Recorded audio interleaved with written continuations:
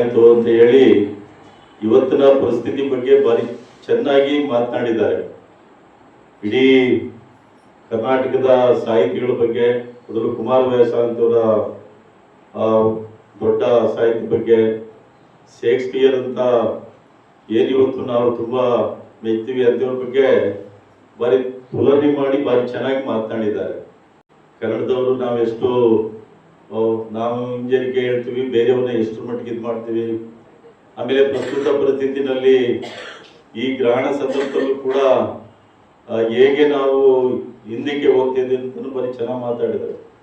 ನನಗನ್ಸಿದ್ದು ನೋಡದೆ ಅವ್ರನ್ನ ತುಂಬಾ ವರ್ಷ ಆಗಿತ್ತು ನೋಡಿ, ಅವ್ರನ್ನ ನೋಡಿದ್ರೆ ತುಂಬಾ ಆರೋಗ್ಯವಾಗಿದ್ದಾರೆ, ಭಾರಿ ಹೆಲ್ತಿ ಆಗಿದ್ದಾರೆ, ಚೆನ್ನಾಗಿ ಮಾತನಾಡ್ತಾರೆ.